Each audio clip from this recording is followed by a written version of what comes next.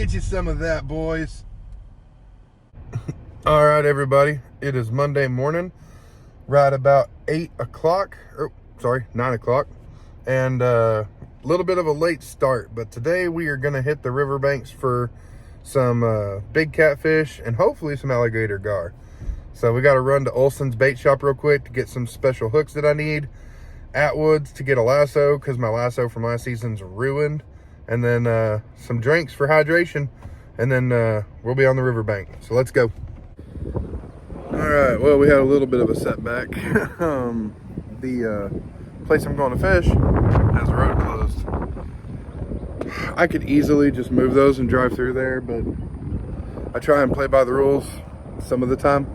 So now I have to walk about an extra mile and a half, carrying all my gear.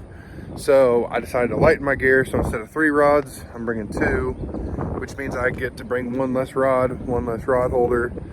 And we're not bringing the lawn chair, obviously. Yeah, so a little bit of a setback, a little bit of a slow start. I got my tackle box, I'll probably show y'all here in a little bit, that's got a cooler built into it.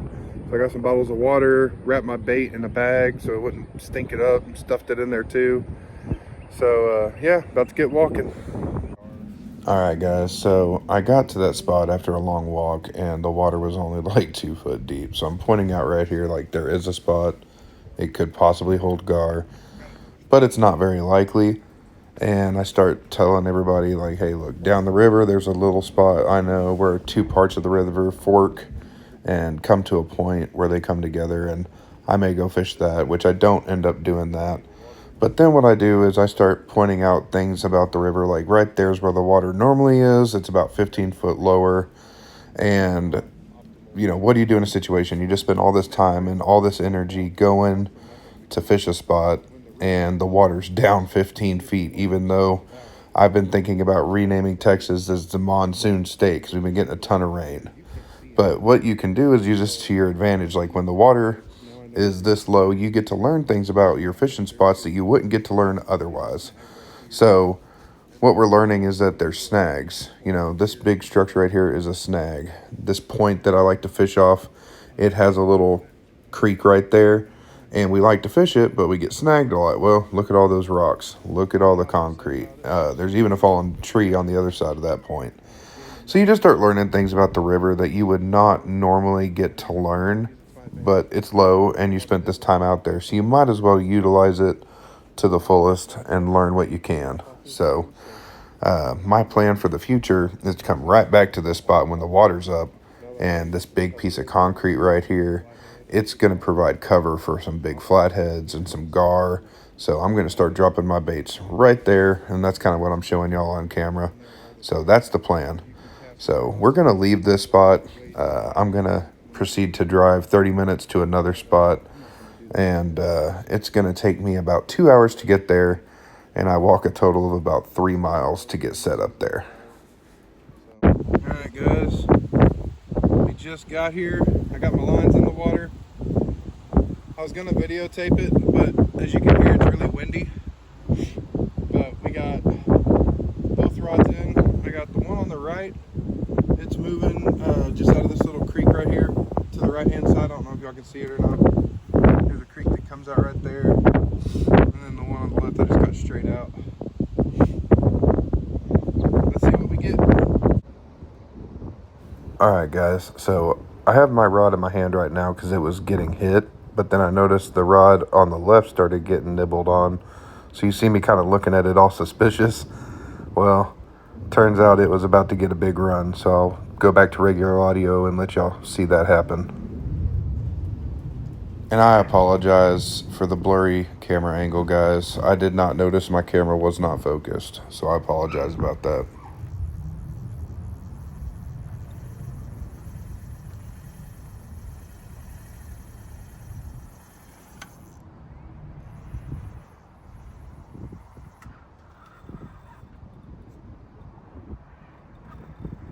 There she goes.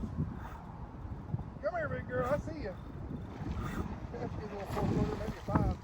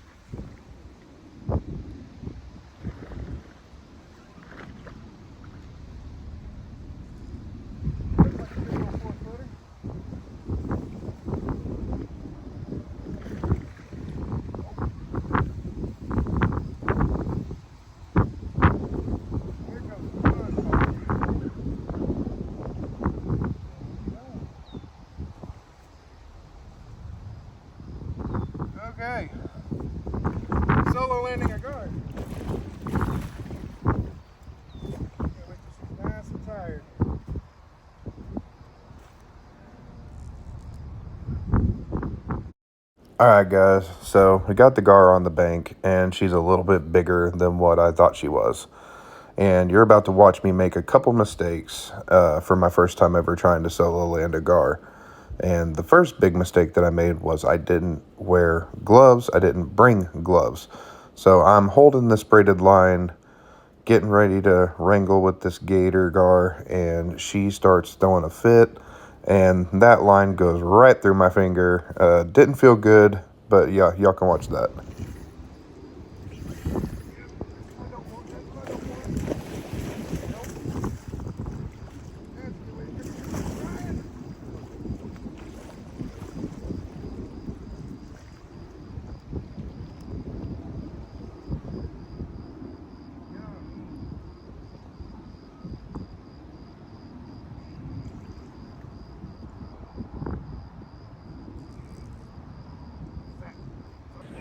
All right, so my hand's now cut up, and this bank is really steep. The camera angle does not do it justice, and I'm trying to get this big girl up on the bank, but alligator gar are naturally just kind of slimy, and every time I pull her up, she just starts sliding back in the water, and I start going through my bag, and I find this headband, and I start wrapping it around my hand and start pulling her up, and I'm trying to muscle her up. I have 80-pound Power Pro, and it's usually pretty strong, but I'm pushing it at its limits right here.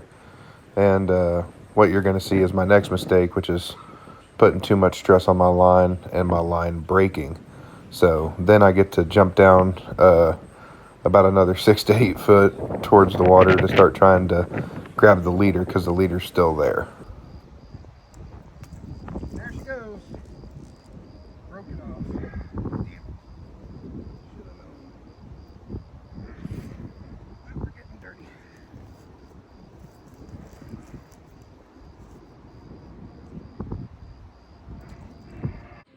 All right, so now I slid down there and I got my lasso.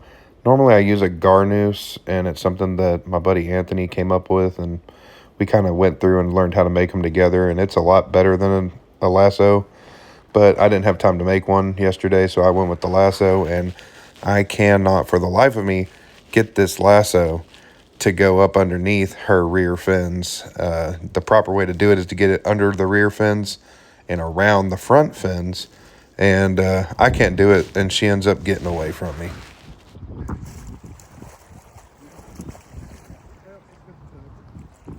There she goes.